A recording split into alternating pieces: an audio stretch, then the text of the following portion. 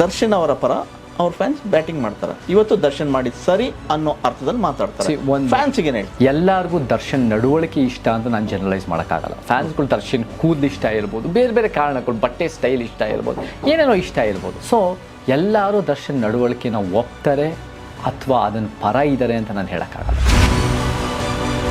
ಈ ಪ್ರಕರಣ ಬಂದಾಗ ಒಂದಿಷ್ಟು ಜನ ಮಂಡಳಿ ಮೇಲೆ ಏನು ಆಗ್ರಹ ಮಾಡ್ತಾರೆ, ಅವ್ರನ್ನ ಬ್ಯಾನ್ ಮಾಡ್ಬೇಕು ನೀವು ಅಂತ. ಇಂಪ್ಲಿಮೆಂಟ್ ಮಾಡಿ ಕಾನೂನಾತ್ಮಕವಾಗಿ ಬ್ಯಾನ್ ಮಾಡೋಕ್ಕೆ ಯಾರಿಗೂ ಯಾರನ್ನು ಬ್ಯಾನ್ ಮಾಡೋಕ್ಕಾಗಲ್ಲ ಸಿನಿಮಾ ರಂಗದಲ್ಲಿ. ದರ್ಶನ್ ಅವರು ಈ ಪ್ರಕರಣ ಕುರಿತಂತೆ ಅವ್ರ ಫ್ಯಾನ್ಸ್ಗಳು ಅವ್ರ ಪರವಾಗಿ ಬ್ಯಾಟಿಂಗ್ ಮಾಡ್ತಾ ಇದ್ದಾರೆ. ಈ ಹೇಳಿಕೆಗಳ ಬಗ್ಗೆ ನೀವೇನು ಹೇಳ್ತೀರಾ ವೈಯಕ್ತಿಕವಾಗಿ? ಈಗ ನನ್ನ ಕಣ್ಣಿಗೆ ಅದು ಕರೆಕ್ಟು ಅಂತ ನೀವು ಹೇಳಿದ್ರಿ ಸಾವರ್ಕರ್ ವಿಚಾರವಾಗಿ, ಇಲ್ಲ ನನ್ನ ಕರೆಕ್ಟ್, ನಾನು ಹೇಳಿದ್ದು ಕರೆಕ್ಟು, ಅವ್ನು ಹೇಳಿದ್ದು ಹೀಗೆ ಅಂತ. ಬಟ್ ಈ ವಿಚಾರದಲ್ಲಿ ದರ್ಶನ್ ಅವರ ಪರ ಅವ್ರ ಫ್ಯಾನ್ಸ್ ಬ್ಯಾಟಿಂಗ್ ಮಾಡ್ತಾರೆ. ಇವತ್ತು ದರ್ಶನ್ ಮಾಡಿದ ಸರಿ ಅನ್ನೋ ಅರ್ಥದಲ್ಲಿ ಮಾತಾಡ್ತಾರೆ. ಫ್ಯಾನ್ಸ್ಗೆ ಏನು ಹೇಳ್ತೀರಾ? ವಿಜಯ್ ಅವರೇ, ನಾನು ಎಲ್ಲ ಫ್ಯಾನ್ಸನ್ನ ಜನರಲೈಸ್ ಮಾಡೋಕ್ಕಾಗಲ್ಲ. ಓಕೆ, ದರ್ಶನ್ ಫ್ಯಾನ್ಸ್ ಅಂದಿದ ತಕ್ಷಣ ದರ್ಶನ್ ಸಿನಿಮಾದಲ್ಲಿ ಮಾಡಿರೋ ಪಾತ್ರಗಳು ಇಷ್ಟ ಇರೋರು ಇರ್ತಾರೆ, ದರ್ಶನಿನ ಫೈಟಿಂಗ್ ಸ್ಟೈಲ್ ಇಷ್ಟ ಇರ್ಬೋದು, ದರ್ಶನಿನ ವಾಯ್ಸ್ ಇಷ್ಟ ಇರ್ಬೋದು. ಎಲ್ಲರಿಗೂ ದರ್ಶನ್ ನಡವಳಿಕೆ ಇಷ್ಟ ಅಂತ ನಾನು ಜನರಲೈಸ್ ಮಾಡೋಕ್ಕಾಗಲ್ಲ. ಫ್ಯಾನ್ಸ್ಗಳು ದರ್ಶನ್ ಕೂದಲು ಇಷ್ಟ ಇರ್ಬೋದು, ಬೇರೆ ಬೇರೆ ಕಾರಣಗಳು, ಬಟ್ಟೆ ಸ್ಟೈಲ್ ಇಷ್ಟ ಇರ್ಬೋದು, ಏನೇನೋ ಇಷ್ಟ ಇರ್ಬೋದು.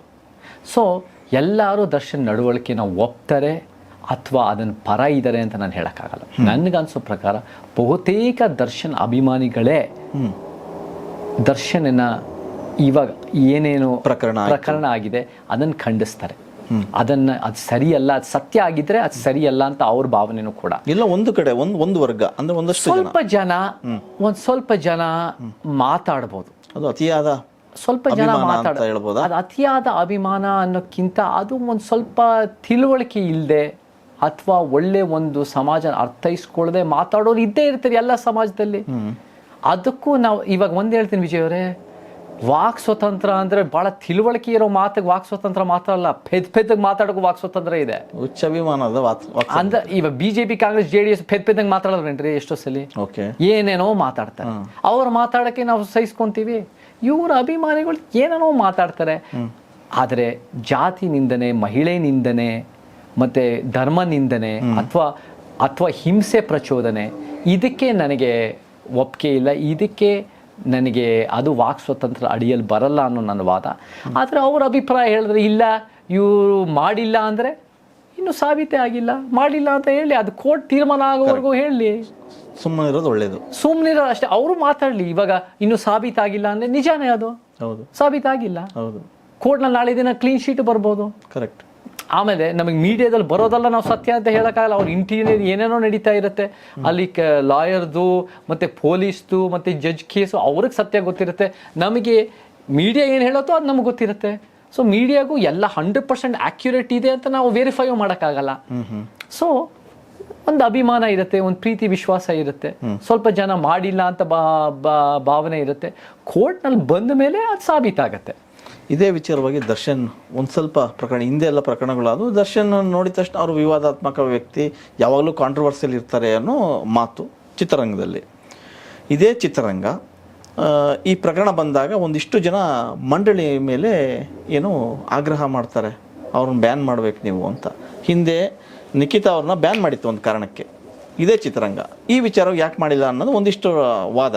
ಒಂದು ಪಕ್ಕದ ಒಂದು ಇಂಡಸ್ಟ್ರಿಯಲ್ಲಿ, ತೆಲುಗು ಇಂಡಸ್ಟ್ರಿಯಲ್ಲಿ ಡ್ರಗ್ಸ್ ಕೇಸಲ್ಲಿ ಸಿಕ್ಕರು ಅನ್ನೋ ಕಾರಣಕ್ಕೆ ಒಬ್ಬ ನಟಿಯನ್ನ ಕಲಾವಿದರ ಸಂಘದಿಂದನೇ ಅಮಾನತು ಮಾಡ್ತಾರೆ. ಇಲ್ಲಿ ಆ ಪ್ರಕರಣ ಆಗಿಲ್ಲ, ಇಲ್ಲಿ ಮಂಡಳಿ ಯಾವುದೇ ರೀತಿಯಾದಂಥ ಚಕ್ರ ಎತ್ತಲಿಲ್ಲ. ಇದೊಂದು ಪಾಯಿಂಟ್. ಈ ಬಗ್ಗೆ ಏನು ಹೇಳ್ತೀರಾ ವಿಜಯ್ ಅವರೇ? Film industry unregulated industry. ಅದು ಒಂದು ರೀತಿ ಅದು ಅದರದೇ ಆದ ಒಂದು ಚೌಕಟ್ಟಿದೆ. ಅದು ಒಂದು ಸರ್ಕಾರದ ಆಫೀಸ್ಗಳ ಥರ ಅಲ್ಲ. ಅದಲ್ಲೇ producer association, directors association, artist association, workers, film chamber, ಒಕ್ಕೂಟ, ಏನೇನೋ ಬೇರೆ ಬೇರೆ ಸಂಘಟನೆಗಳೆಲ್ಲ ಸೇರಿಕೊಂಡು ನಾವು ಒಂದು ಸಿನಿಮಾ ಮಾಡ್ತೀವಿ. ನನ್ನ ವಾದದಲ್ಲಿ ದರ್ಶನ್ನು ಇಂಥ ಪ್ರಕರಣದಲ್ಲಿ ನೈತಿಕವಾಗಿ ಬ್ಯಾನ್ ಮಾಡೋ ಒಂದು ಅವಕಾಶ ಇದ್ದರೂ ಇಂಪ್ಲಿಮೆಂಟ್ ಮಾಡಿ ಕಾನೂನಾತ್ಮಕವಾಗಿ ಬ್ಯಾನ್ ಮಾಡೋಕ್ಕೆ ಯಾರಿಗೂ ಯಾರನ್ನು ಬ್ಯಾನ್ ಮಾಡೋಕ್ಕಾಗಲ್ಲ ಸಿನಿಮಾ ರಂಗದಲ್ಲಿ. ಕರೆಕ್ಟ್. ನಿಖಿತಾ ಅನ್ನೋರು ಆ ಕಾಲದಲ್ಲಿ 2011ರಲ್ಲಿ ಇವ್ರ ಸಂಬಂಧದ ಮಧ್ಯ ಬಂದರು ಅಂತ ಏನೋ ಒಂದು ನೆಪ ಇಟ್ಕೊಂಡು ಅವ್ರನ್ನ ಬ್ಯಾನ್ ಮಾಡಿದ್ದು ಭಾಳ ತಪ್ಪು. ಫಸ್ಟ್ ಆಫ್ ಆಲ್ ಅವ್ರನ್ನ ಯಾರನ್ನು ಬ್ಯಾನ್ ಮಾಡೋಕ್ಕಾಗಲ್ಲ ಇಂಡಸ್ಟ್ರಿ. ಇವಾಗ ಯಾಕೆ ಹೇಳ್ತೀನಿ ಅಂದರೆ, ನಾಳೆ ದಿನ ಯಾರೋ ಒಬ್ಬರು ಬಂದ್ಬಿಟ್ಟು ನಾನು ದರ್ಶನ್ ಮೇಲೆ ದುಡ್ಡು ಹಾಕ್ತೀನಿ, ದರ್ಶನಿಂದ ನನಗೆ 5-10 ಕೋಟಿ ದುಡ್ಡು ಬರುತ್ತೆ, ನೀವು ಯಾರು ನನ್ನ ನಿಲ್ಸಕ್ಕೆ, ನಾವು ಯಾರು ನಿಲ್ಸಕ್ಕಾಗಲ್ಲ. ಅವ್ರಿಗೆ ಫ್ರೀಡಮ್ ಅವ್ರಿಗೆ ಒಂದು ಫ್ರೀಡಮ್ ಇದೆ, ಸ್ವತಂತ್ರ ಇದೆ, ಅದು ಸಂವಿಧಾನದ ಪೀಠಿಕೆನಲ್ಲಿ ಸ್ವತಂತ್ರ ಇದೆ. ಅವ್ರ ದುಡ್ಡು ಅವ್ರ ಇಷ್ಟ, ಅವ್ರು ಯಾರ ಮೇಲೆ ಹಾಕ್ತಾರೆ. ನಿಖಿತಾ ಅನ್ನೋರ ಮೇಲೆ ಕೂಡ ಬ್ಯಾನ್ ಮಾಡೋಕ್ಕೆ ನನ್ನ ಪ್ರಕಾರ ಅದು ಕಾರಣನೂ ಇರಲಿಲ್ಲ ಅಲ್ವಾ, ಮತ್ತೆ ಅದು ಕೂಡ ಇಟ್ ವಾಸ್ ಅನ್ಜಸ್ಟಿಫೈಡ್. ಪರ್ಸನಲಿ ಅದು ಪರ್ಸನಲ್ ಇರೋ ಕಾರಣನೂ ಸರಿ ಇರಲಿಲ್ಲ.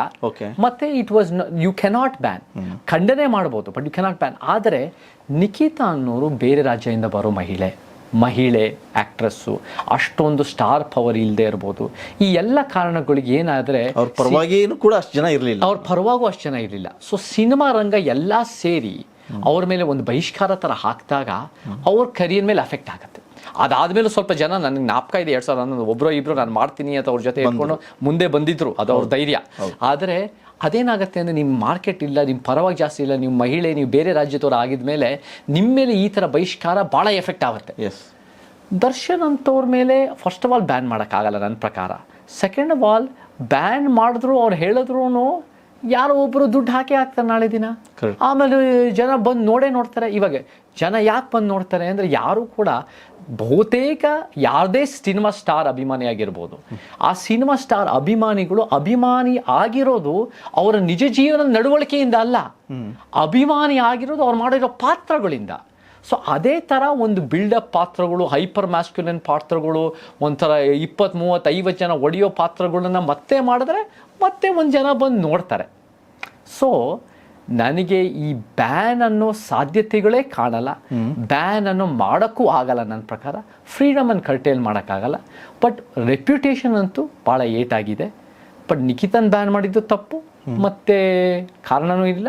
ಇದಕ್ಕೆ ನೈತಿಕವಾಗಿ ಕಾರಣ ಇದ್ದರೂ ಸಹ ಇದಕ್ಕೆ ಬ್ಯಾನ್ ಮಾಡೋಕ್ಕಾಗಲ್ಲ ನನ್ನ ಪ್ರಕಾರ.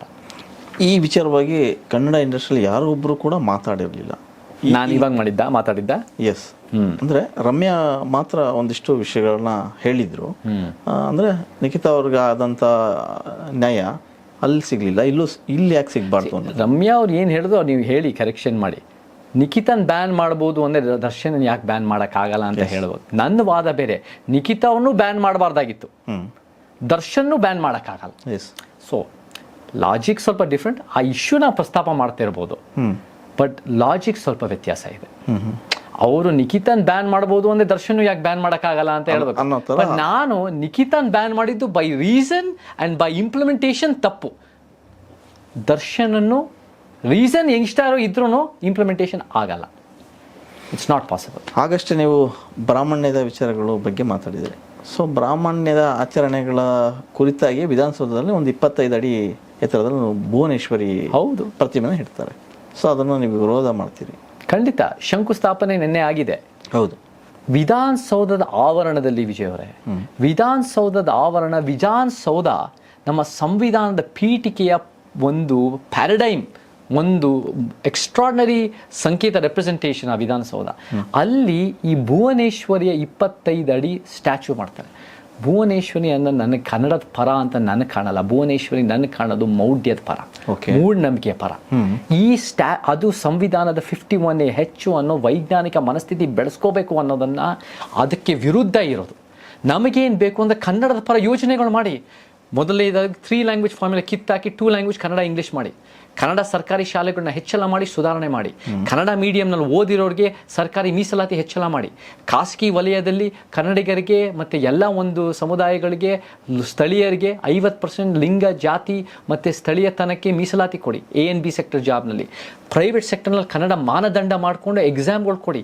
ಎಷ್ಟೋ ರೀತಿ ಕನ್ನಡದ ಪರವಾಗಿ ಮಾಡ್ಬೋದು. ಅದು ಬಿಟ್ಟು ಸ್ಟ್ಯಾಚ್ಯೂ ಪಾಲಿಟಿಕ್ಸಿನ ಗಿಮಿಕ್ ಮಾಡಿಕೊಂಡು, ಸಂವಿಧಾನದ ವಿರೋಧಿ ನಡೆ ಮಾಡಿಕೊಂಡು, ಅದನ್ನು ಎಲ್ಲೋ ಒಂದು ಕಡೆ ಈ ಮೌಢ್ಯ ಮಾಡಿಕೊಂಡು ಸಿದ್ದರಾಮಯ್ಯನ ಒಂದು ಅವಿವೇಕಿತನ ನನಗಿದೆ ಅದು ಕಾಣುತ್ತೆ ಹೊರತು ಇದರಲ್ಲಿ ಒಂದು ಪ್ರಾಮಾಣಿಕವಾಗಿ ಕನ್ನಡದ ಬಗ್ಗೆ ಪ್ರೀತಿ, ಸಂವಿಧಾನದ ಬಗ್ಗೆ ಪ್ರೀತಿ ಅಲ್ವೇ ಇಲ್ಲ. ಇದು ಸಂವಿಧಾನದ ವಿರೋಧ, ಇದು ಸ್ಟ್ಯಾಚ್ಯೂ ಗಿಮಿಕ್ಸ್. ಇದು ನನಗೆ ಭಾಳ ದುಃಖ ಆಗತ್ತಿದು.